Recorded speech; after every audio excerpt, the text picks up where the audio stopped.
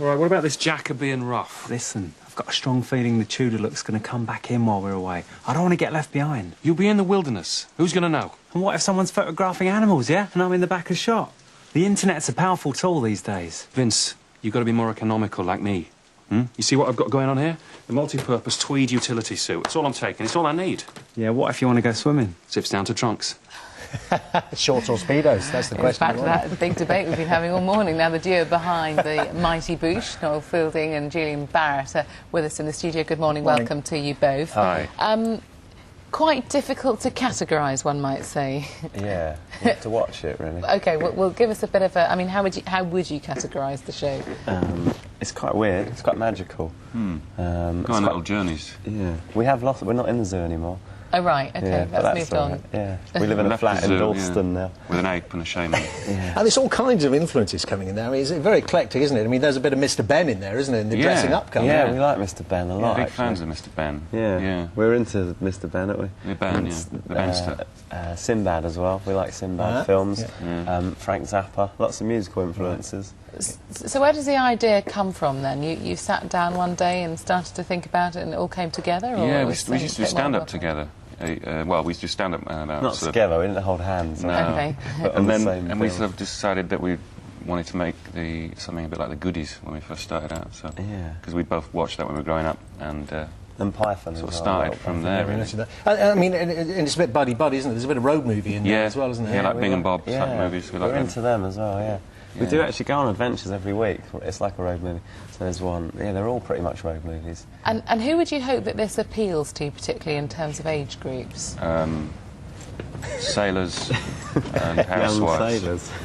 The children really everyone, like yeah. it, I think. People seem to be getting into it, kids as well. And, apparently our demographic is northern women and southern women.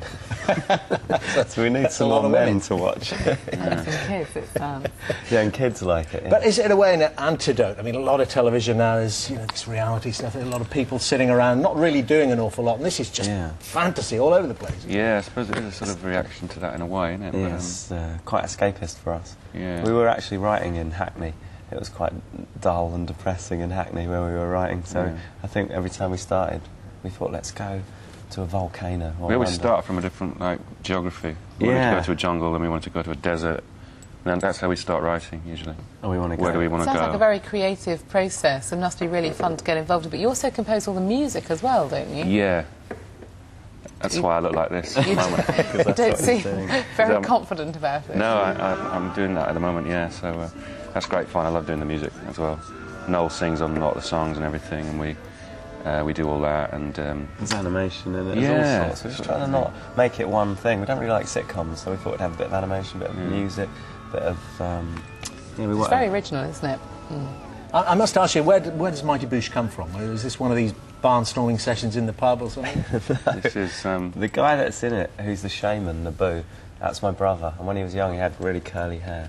And his little friend, when he was like 5, used to say, "You've got a mighty boosh." I see. So I thought it was funny. I just overheard them say that once. I thought, mighty boosh, that's quite cool.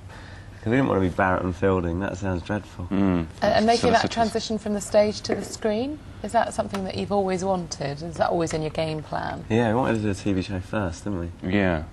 But then no one would let us. We wrote a script and people just went, "This is nonsense. This is going to cost £1 million.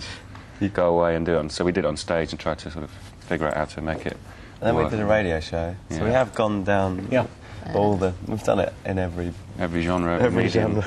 You talked about some of the influences there. You talked about the Goodies. They were around at the time of this Rubik's Cube we've been discussing. Are you any good at that? Shaman-like way to do it?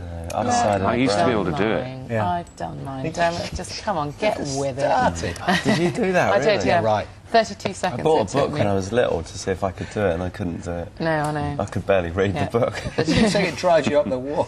It is. It's stuck together, it's glued. Do you know glued. what? It's even the sound of it. Do you know what I did at school? I took the stickers off.